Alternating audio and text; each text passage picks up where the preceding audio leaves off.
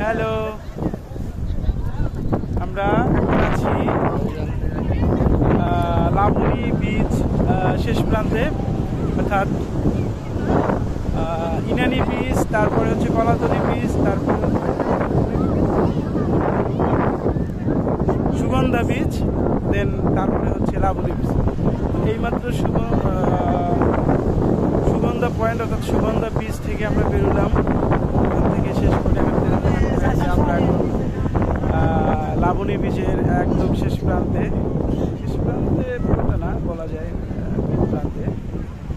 তো আসলে খুবই ভালো লাগছে, কারণ একদিক থেকে পৃথিবীর মধ্যে সবচেয়ে বড় সমুদ্র সৈকত এবং সেটা আমাদের দেশে অবস্থিত। এবং প্রথমবারের মতো এখানে আসলাম আমি, আমার ওয়াইফ, এই প্রথমবারের মতো। তো খুবই এক্সাইটেড, প্লাস হচ্ছে নতুন অভিজ্ঞতা। প্রতিটা জিনিস সমুদ্রের সাথে এই অপরূপ সৌন্দর্য প্লাস ন্যাচারাল এনভায়রনমেন্ট আসলে মনোমুগ্ধকর। নিজেদের দেশে যে এত সুন্দর প্রকৃতি আছে, আসলে এটা না আসলে বিশ্বাসই করা যায় না, উপলব্ধি করা যায় না। এই জন্য কথায় আছে, ঘোরা এবং খাওয়া এতে কোনো নাকি ক্ষতি নেই। প্রচুর ঘুরতে হবে জীবনে, প্রচুর। আপনি যত ঘুরবেন তত শিখবেন, যত ঘুরবেন তত অভিজ্ঞতা হবে। সেটা এক সময় এক পর্যায়ে।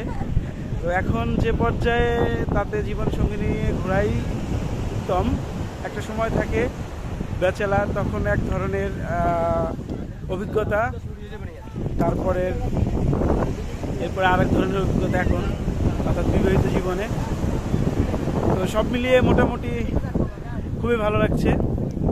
এবং প্রথম কোনো ভিডিও করা, আসলে প্রফেশনাল আমরা ভিডিও ক্রিয়েট করি না, জাস্ট নিজেদের জন্য করলাম, ভালো লাগছে এই আর কি। তো সব মিলিয়ে